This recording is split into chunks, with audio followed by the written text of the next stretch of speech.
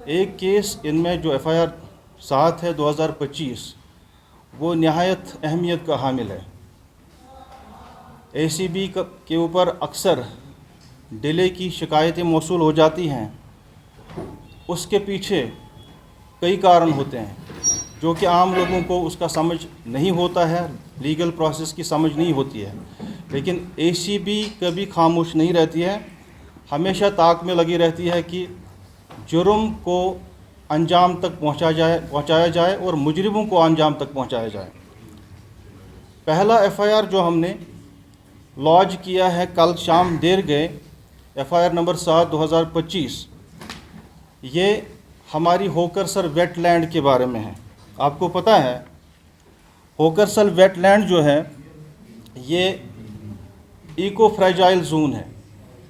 Ramsar convention के तहत notify हुआ है और उसके तहत इसकी देखरेख चलती है। इसकी कैरिंग कैपेसिटी 2014 के फ्लड्स के बाद कम हो गई थी, जिसको बढ़ाने के लिए इसके बीच से जो कैनाल गुज़रती है, फ्लड स्पिल चैनल जो है इसके बीचों बीच गुज़रती है, उस कैनल को रीसेक्शनिंग करने के लिए एक प्रोजेक्ट बनाया गया irrigation and flood control department की तरफ से।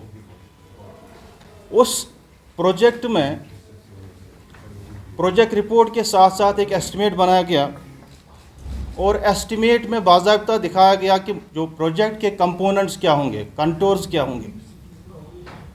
प्रोजेक्ट के मुख्तलिफ कंटोर्स थे, मुख्तलिफ कंपोनेंट्स थे और उसके बाद सीनियर ऑफिसर्स को कंसर्न अफसर ने भेज दिया अप्रूवल के लिए, तो अप्रूवल आ गया। उसके बाद जब एनआईटी फ्लोट की गई इसके बारे में, एनआईटी में वो सब नहीं दिखाया गया जो कि प्रोजेक्ट रिपोर्ट और एस्टिमेट में पहले दिखाया गया, जिसका सीधा मतलब ये निकलता था कि जिस कंपनी को ये बाद में ये काम सौंपा गया उस कंपनी की तरफ डॉक्यूमेंट्री तौर फेवर किया जाए ताकि वो आइंदा तरीके से बदउनवानियाँ अंजाम दे।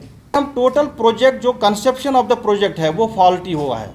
वो फॉल्टी इस वजह से हुआ है कि हमको तो अपरेंट लॉस ये लग रहा है ट्रांसपोर्टेशन और कंसिडरेशन लॉस, लेकिन लॉस ये अगर हम लेक की इकोलॉजी देख लें, लेक की इकोलॉजी को ख़त्म कर दिया गया। ये पैचेस टोटल बैरन बना दिए गए, जिसकी वजह से आप अगर आज देख लेंगे वहाँ पे इन पैचेस पे अभी एनक्रोचमेंट हुई है और एनक्रोचमेंट पे बाज़ाब्ता फसलें बना दी गई हैं।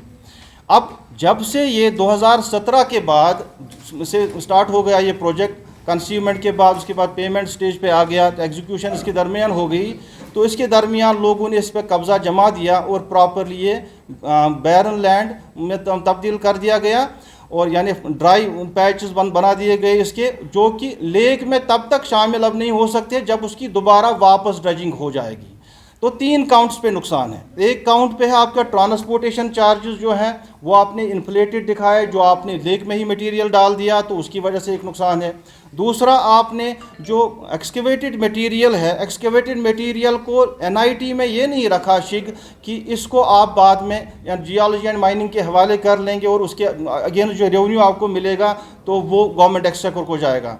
तीसरा, जो ये वाला पार्ट है कि लेक वाला जो सफाई का मामला है, अब जब भी आगे कहीं कभी ना कभी इसकी ड्रेजिंग होनी है, क्योंकि लेक का कुछ अरसे बाद सफाई जो चैनल है उसको सफाई करनी पड़ती है। एक अरसे के बाद ये स्पिल ओवर इसमें सेडिमेंट बैठ जाता है, उसको सफाई करनी पड़ती है।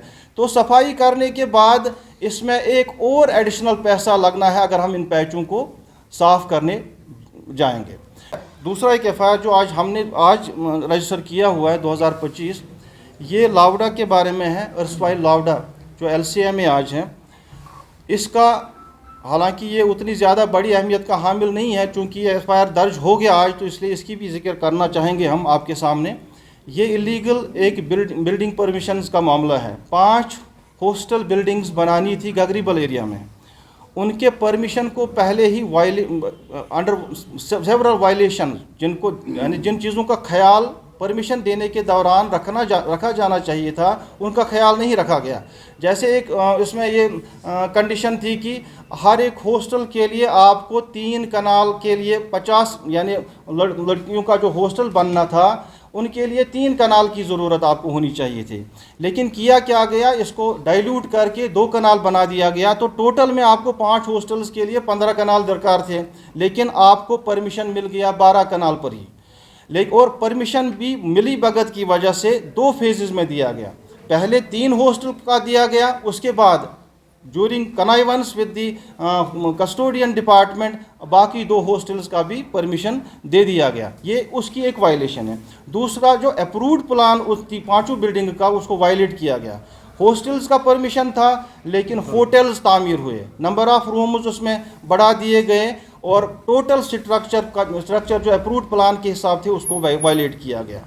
तो ये था हमारा जो 2 FIRs।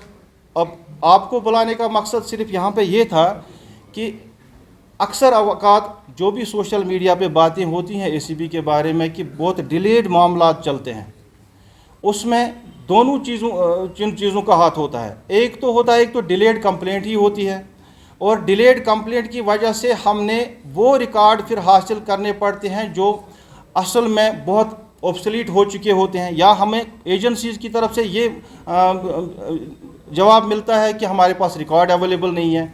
Maximum of the cases जो हमारे ACB में हैं, जो लावड़ा के रिलेटेड है, बाकी जो एजेंसी जो सिटी के उनके रिलेटेड है, वो उनकी प्ली एक रहती है कि 2014 के फ्लड्स में हमारा रिकॉर्ड ख़त्म हो गया।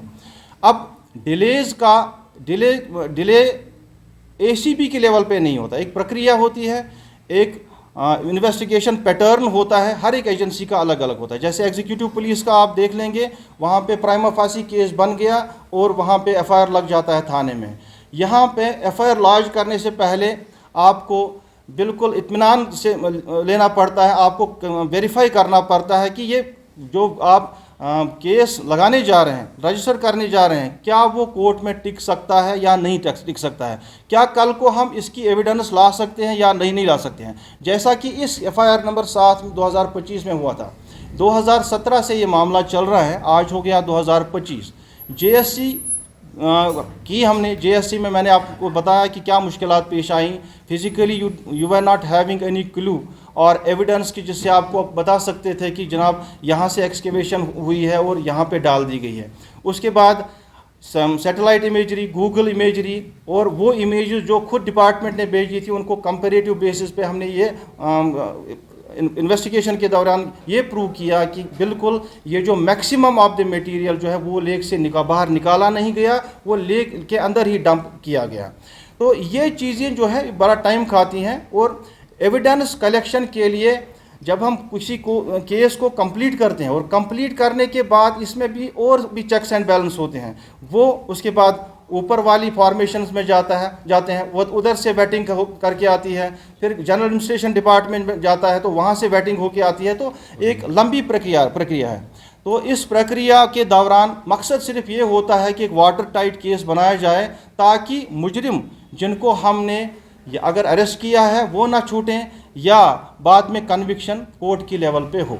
अब जो FIR नंबर 7 2025 जो है, इसमें हमने 2 एग्जीक्यूटिव इंजीनियर्स को क्वेश्चनिंग के लिए हिरासत में लिया हुआ है, और एक AEE को भी हमने हिरासत में लिया हुआ है, जिनकी हम फर्दर रिमांड लेने जा रहे हैं।